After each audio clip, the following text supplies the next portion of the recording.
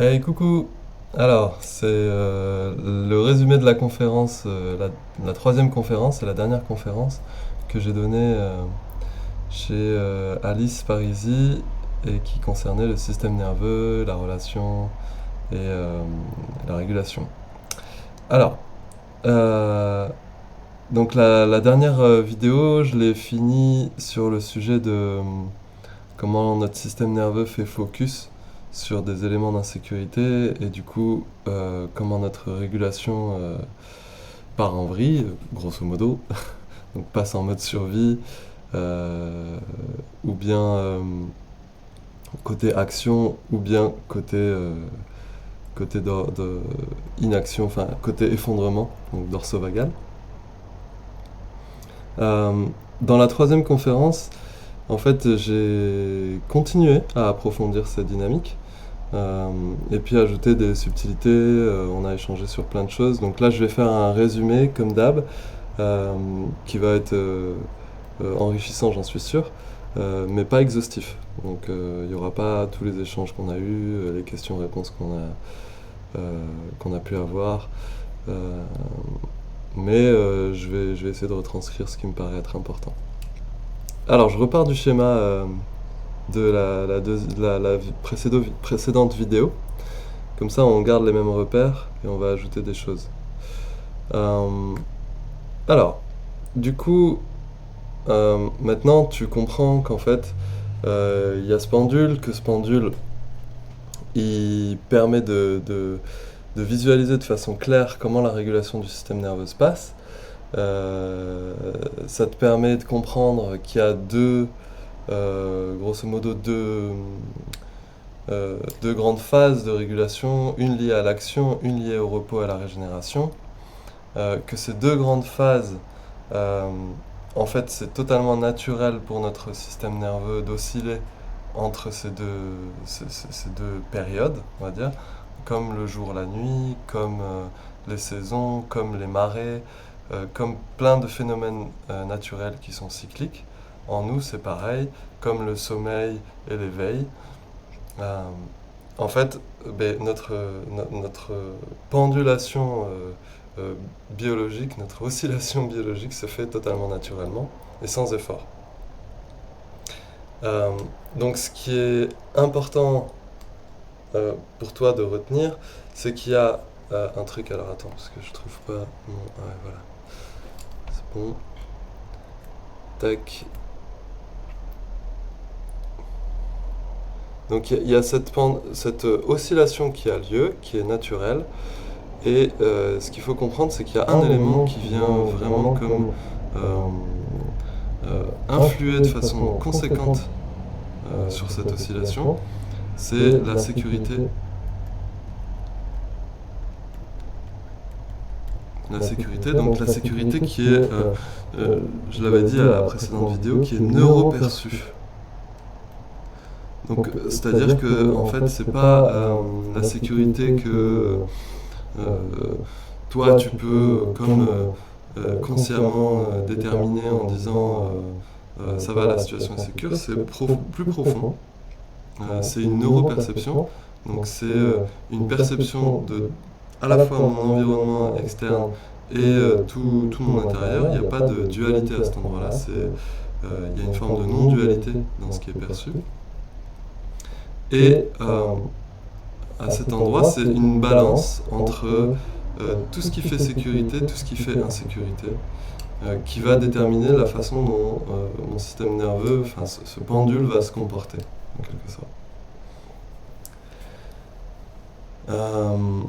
Alors, donc le truc important en fait, c'est cette notion de sécurité, de bien, de petit à petit comme l'ancrer et la recontacter. Surtout pour ceux d'entre nous qui avons finalement des parcours où cette notion de sécurité, elle est pas bien engrammée, elle est pas bien engrammée dans notre système, parce que soit on a été dans des insécurités chroniques avec nos référents affectifs, soit on a été dans des contextes insécures de façon chronique, ou alors on a vécu des moments très spécifiques, mais qui ont généré des grosses insécurités.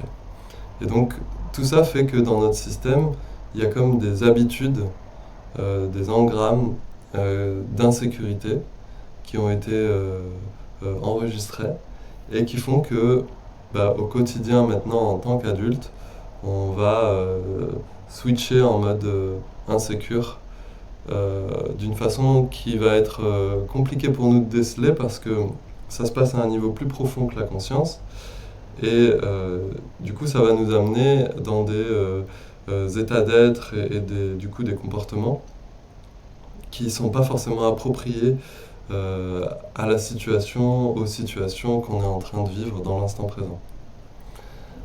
Donc c'est pour ça que c'est important de trouver des espaces dans lesquels je peux petit à petit comme réétalonner mon système nerveux on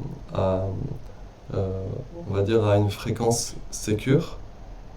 Donc comme petit à petit rediscerner ce qui fait sécurité de ce qui fait insécurité. Donc rediscerner, ça veut dire forcément passer à un moment donné par la conscience.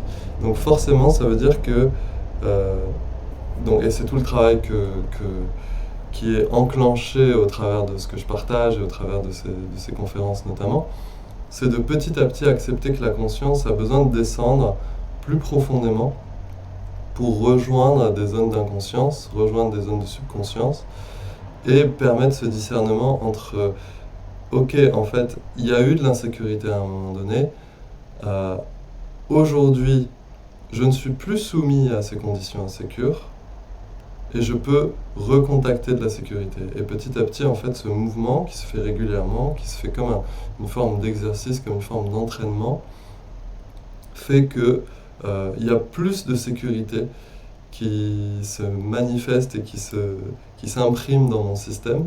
Et du coup, ma régulation est plus douce. Donc ce pendule se comporte de façon plus douce, se comporte de façon plus harmonieuse, se comporte de façon plus équilibrée.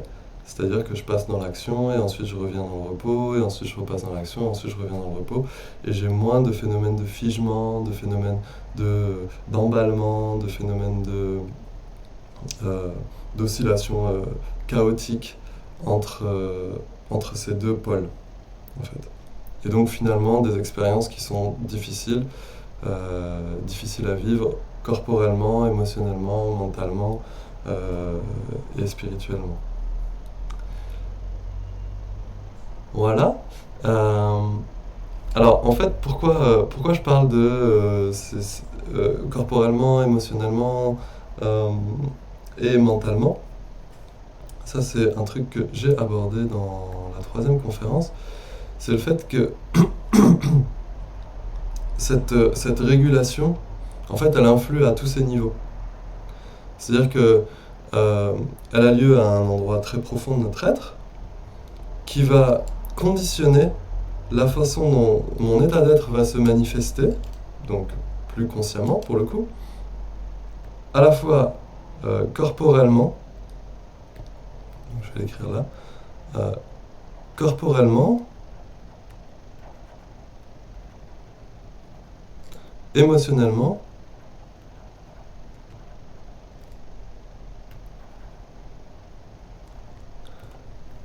mentalement,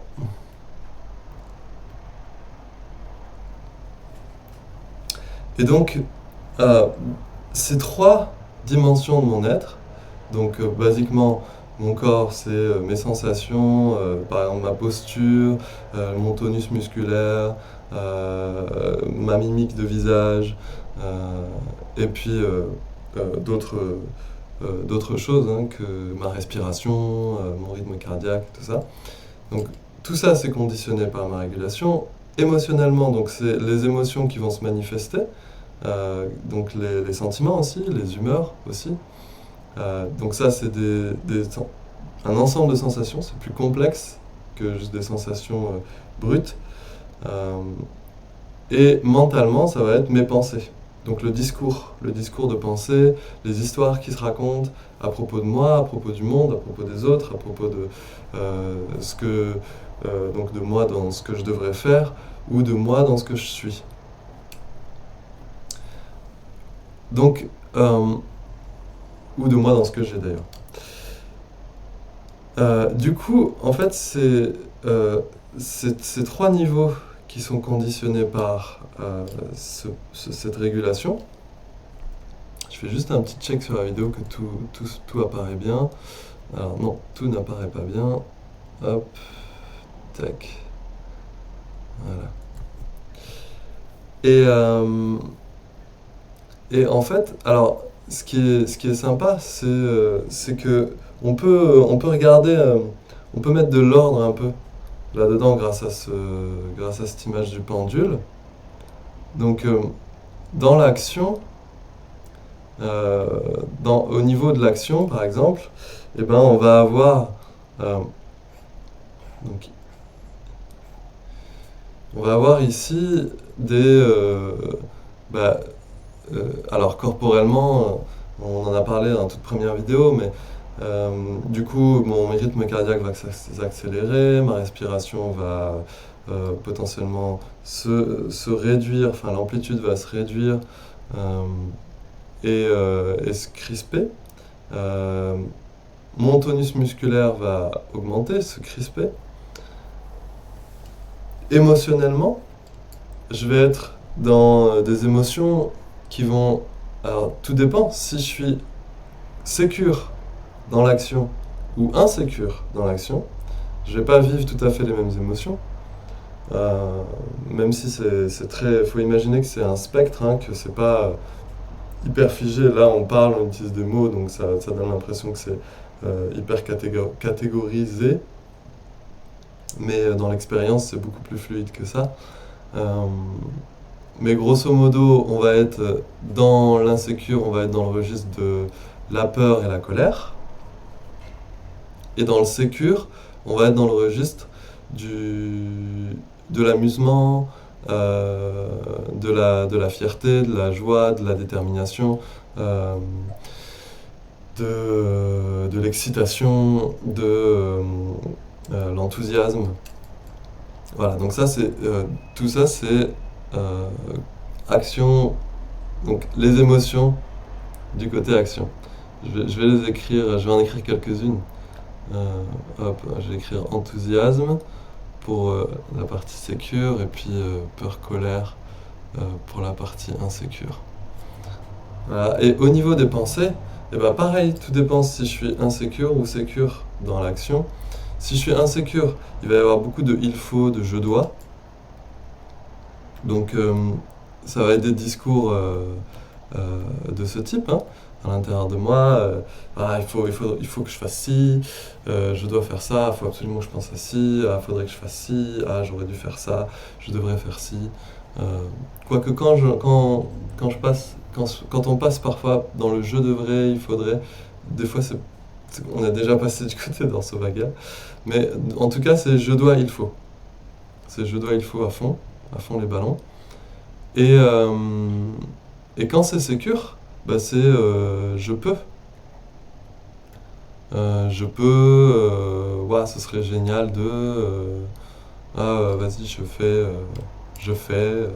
En fait, c'est plutôt un élan de maintenant connecté au flow, connecté à l'instant, avec l'autorisation à embrasser cet instant et ce flow. Donc c'est je peux, j'y vais, je fais. Voilà. Ok. J'espère que tu me suis, hein. C'est beaucoup d'infos d'un coup, mais voilà, c'est le principe de ces vidéos. J'ai pas forcément envie de faire des vidéos trop longues, et en même temps, j'ai envie de faire un vrai résumé. Et côté, du coup, dorsovagal, enfin, parasympathique, on va dire, plutôt côté repos, régénération, digestion, c'est pareil. On va avoir corporellement, émotionnellement, mentalement des manifestations, des émanations de notre être. Notre être va prendre des couleurs particulières. Et ces couleurs particulières, ça va être par exemple au niveau émotionnel. Donc au niveau corporel, on l'avait déjà vu, hein, ça ralentit, donc ça ralentit le cœur, ça ralentit la respiration, ça l'amplifie. Si ça va en mode insécure, ça devient quasi imperceptible. Si c'est en mode sécure, c'est juste plus ample, plus relâché, plus détendu, tonus musculaire qui diminue. Si c'est en mode insécure, le tonus musculaire il est carrément effondré, inexistant. Donc ça c'est au niveau corporel. La digestion peut démarrer. Et au niveau émotionnel, on va être dans des registres d'émotions qui sont plutôt... Alors, côté sécure, on va être dans du calme, de la détente, du plaisir. Du plaisir il y a le plaisir aussi côté action. Là, c'est du plaisir dans la détente, dans la relaxation. On va être dans un registre de dépôt, d'intimité émotionnelle. On va être dans un registre ça peut être dans la mélancolie, la tristesse, mais des tristesses agréables, légères. Ça peut être... si c'est en mode insécure, on va être dans plutôt des émotions du type des grands effondrements, donc on va passer de la tristesse à la dépression, on va passer de l'immobilité calme à l'immobilité un peu figée, déconnectée. On va être dans des émotions de confusion, un peu de... Qu'est-ce que je pourrais dire d'autre?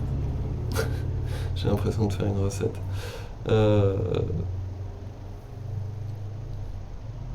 Ouais, voilà. Enfin, j'ai donné un peu les... J'ai pas envie de chercher mentalement trop d'exhaustivité, mais l'idée c'est de donner un peu des ambiances. Donc c'est finalement soit une ambiance sécure, de calme, de repos, de ralentissement, et dans l'insécure ça va aller vers la déconnexion, le figement, l'effondrement, le rien, voilà, le vide. Donc, qu'est-ce que je vais mettre donc en sécure, on est dans le calme, le ralentissement. En insécure, on est dans la déconnexion, l'effondrement. Et en termes de discours, enfin de pensée, et ben pareil, quand je suis sécure en termes de pensée, dans cette régulation-là, il y a plutôt des pensées... alors ça peut être des pensées créatives, ça peut être des pensées qui vont vers du rêve, vers de la rêverie, de la contemplation, des pensées qui sont un peu comme floues mais agréables et créatives, un flow créatif. Et en fait, dans le côté insécure, on va avoir plutôt des pensées ruminantes qui reviennent systématiquement, avec plutôt quelque chose du genre je ne peux pas, j'y arriverai pas, je ne suis pas capable, je suis nul, des choses qui sont soit de l'auto-jugement ou alors de l'expression de l'incapacité, de l'impuissance, autre, de ce registre-là, quoi.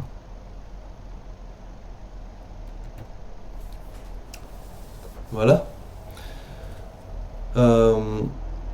Alors, tu vois, c'est important de voir que, en fait, tout ça, c'est un spectre. Et que ce spectre-là, c'est un peu comme, j'ai envie de dire, une expérience qu'on fait, Tu vois, hop. Attends, je vais peut-être pas le mettre là, je vais le mettre là. Voilà. C'est un peu le spectre de nos états d'être, tu vois. Et c'est un continuum, et donc c'est à toi de te rendre curieux, évidemment, à chaque instant de dans quel état d'être je suis. Ça change constamment, parce que ce pendule, il n'est pas immobile. Parfois, il a des endroits d'immobilité, il a des endroits de figement, mais c'est pas tout ton être. C'est juste des parts de ton être qui sont figées pour X ou Y raison, depuis X ou Y temps, dans un certain état. Et en fait, ça n'est jamais tout ton être qui est figé. Et donc, c'est vraiment une formidable aventure. C'est magnifique de petit à petit s'ouvrir à cette beauté-là et à ces manifestations-là en défocalisant de l'histoire et des pensées. Parce que nous venons d'un système d'éducation, d'un système d'organisation sociétale qui est très très focalisé sur les pensées, sur l'imagination, on va dire. Et du coup, en fait, naturellement, on a eu l'habitude de focaliser notre attention là-dessus. Or, là, le message important de tout ça, c'est que les pensées ne sont que l'émergence de la régulation plus profonde. C'est-à-dire que c'est vraiment un produit émergent, quoi. Donc, en m'intéressant qu'à ça, en fait, j'ai très peu de chances d'influer ou en tout cas, témoigner de la nature vivante de ma régulation et donc de pouvoir, à chaque instant, embrasser le changement et embrasser le fait que ma régulation n'a pas vocation à être figée. Donc, je vais juste faire un petit comme ça, un petit dessin là, tac, pour dire que les pensées émergent de ça. Et donc c'est même en fait c'est même le contraire, c'est-à-dire que si je focalise sur les pensées, en fait je vais nourrir un état de régulation et je vais l'approfondir et je vais en quelque sorte comme m'enfoncer un peu dedans. Et c'est une expérience, encore une fois, il n'y a pas de jugement à faire, c'est-à-dire que je la fais tant que je n'ai pas la possibilité de faire autre chose. Donc là, il ne s'agit pas de dire c'est pas bien de focaliser sur les pensées. C'est que, en fait, tant que c'est pas clair pour toi que focaliser sur les pensées n'apporte rien, en fait, ça va continuer à le faire parce que c'est une habitude. C'est une habitude dans laquelle on a grandi. À l'école, on a passé le plus clair de notre temps focalisé sur nos pensées, noter même sur nos pensées. Donc quand je dis noter, c'est important émotionnellement. Il y a beaucoup de choses qui se passent quand on est évalué par des adultes, quand on est enfant. Donc il ne faut pas sous-estimer la force de cette habitude. Et en même temps, j'ai envie d'apporter, en tout cas dans mon expérience, j'ai envie de te transmettre la clarté qui est apparue et le discernement qui est apparu, qu'en fait, en focalisant sur les pensées, la régulation ne change pas et voire même s'accentue dans le même mode. Ça accentue l'état d'être, en fait. Ce qui fait que petit à petit, en fait, il s'agit d'accepter, de lâcher prise sur mes pensées, d'accepter que ce ne sont pas mes pensées qui vont changer mon état d'être, contrairement à ce qu'on peut entendre beaucoup dans le développement personnel, qui est vrai à certains moments, qui est vrai quand j'ai des croyances, c'est-à-dire quand j'ai des pensées qui sont vraiment très fortes et qui sont comme des briques dans mon système de pensée. Et donc ces briques-là, des croyances, par exemple, je sais pas, il y a des croyances très profondes, par exemple, moi j'ai pu porter la croyance de je suis nul en tant que garçon, je suis nul, en tant que petit garçon, je suis nul. Ça, c'est une croyance à laquelle il faut s'intéresser parce que, en fait, elle parle de mon être et donc elle est indéboulonnable en soi. si je m'y intéresse pas concrètement et si je vais pas regarder cette croyance et la challenger et regarder qu'en fait c'est faux, bah, c'est sûr que c'est comme une balise en fait qui va influer sur toute ma régulation tant qu'elle est présente. Donc c'est là que c'est intéressant d'opérer un changement. C'est-à-dire de regarder, en fait c'est pas vraiment opérer un changement, c'est juste aller regarder, être attentif, porter de l'attention là, à cet endroit spécifique où il y a un gros figement de pensée, pour que ça se défige petit à petit et qu'en fait petit à petit il y ait d'autres aspects de la réalité qui arrivent. Et ben non, en fait je suis pas nul en tant que petit garçon. Il y a ça, dans ce contexte-là, j'observais que, en lien avec ces pensées-là, je retrouve des sensations, je retrouve des émotions, je retrouve tout un contexte. Et là, petit à petit, je vois qu'en fait, ce contexte, il est passé, il est plus d'actualité, il est plus réel. Que à ce moment-là, c'était la meilleure pensée que j'avais trouvée pour donner du sens à ce contexte, mais qu'aujourd'hui, c'est plus du tout une pensée pertinente. Et donc, je peux juste remercier mon être d'avoir construit ça pour survivre. Et ça se dissout petit à petit, et petit à petit, bah, ma régulation change, toute l'énergie qui était figée à cet endroit va se modifier, va se rendre de nouveau disponible à autre chose. Donc, j'ai fait une petite parenthèse, mais juste pour dire que c'est intéressant d'opérer des changements dans ses pensées à certains moments très spécifiques.